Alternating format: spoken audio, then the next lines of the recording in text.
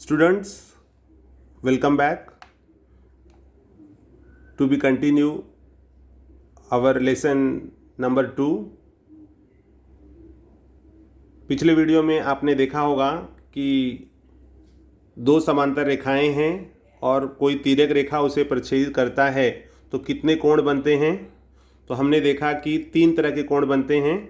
जो पहला कोण है वो संगत कोण था, दूसरा एकांतर कोण था और तीसरा 3 तरह के कोण बनते हैं। पहले से मैंने बताया कि संगत कोण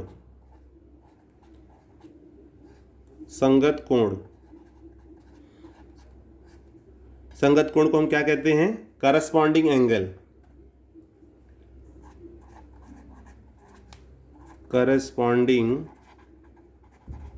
एंगल।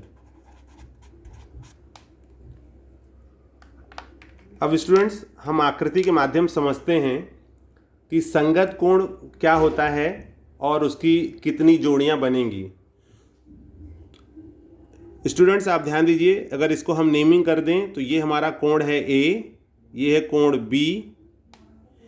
यहाँ पर अगर हमने ले लिया है सी, यहाँ पर हो गया डी, यहाँ पर हो गया ई, ये हो गया एफ, यहाँ पर हो जाएगा जी और ये हो गया एच।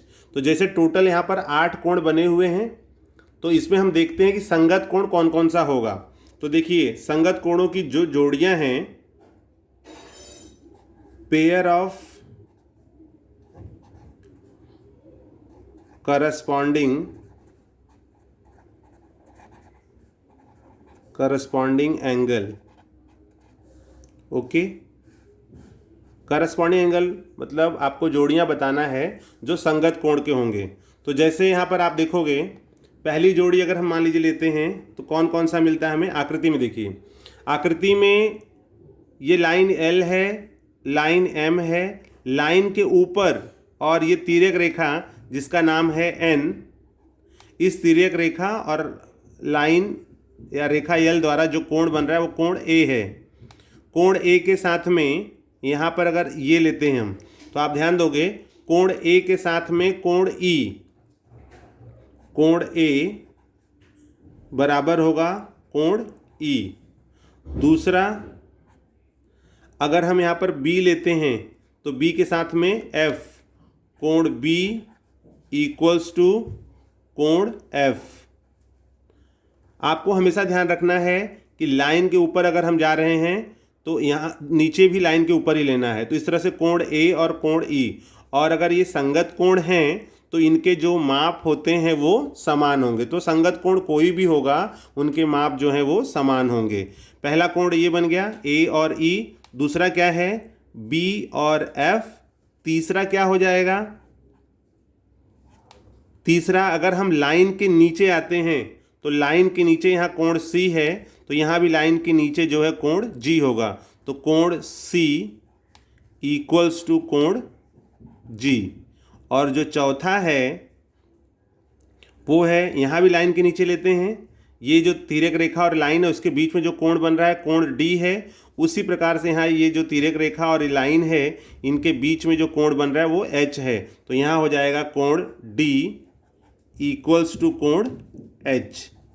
तो इस प्रकार स्टूडेंट्स आप देखोगे पेयर ऑफ करस्पॉन्डिंग एंगल अर्थात संगत कोणों की जो जोड़ियां हैं वो 4 जोड़ियां बनती हैं। अगर समांतर रेखाओं को कोई तिर्यक रेखा प्रच्छेदित करता है तो आपको जानकारी प्राप्त हो चुकी है कि 8 कोण बनते हैं। 1 2 3 4 5 6 7 8 कोण बन गए। अब इनमें मुझे बताना है कि संगत कोणों की जोड़ियां, क्योंकि संगत कोण हमेशा जोड़ियों में होगा।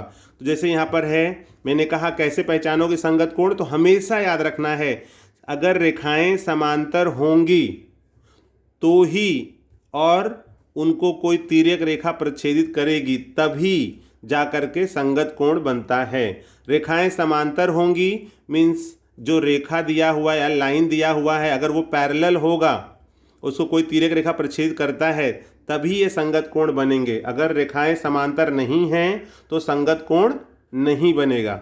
और संगत कोण अगर बन रहा है तो कितने कोण बनेंगे, कितनी उनकी जोड़ियां होंगी? तो जोड़ियां 4 होंगी, 1 2 3 4। कैसे पहचानोगे? हमेशा याद रखना है आपको कि लाइन अगर हम लिए हैं एक रेखा, उसको तिर्यक रेखा से प्रछेद किया गया है, तो लाइन के ऊपर का जो कोण होगा तो नीचे वाले भी लाइन के ऊपर का कोण लेना है। तो एक जोड़ी हो गई, दूसरी जोड़ी हो गई बी और एफ, तीसरी जोड़ी हो गई लाइन के नीचे अगर आ रहे हैं तो यहाँ भी लाइन के नीचे आना होगा सी और जी, और चौथी जोड़ी हो गई डी और एच। तो इस प्रकार से संगत कोणों की 4 जोड़ियाँ बनती हैं।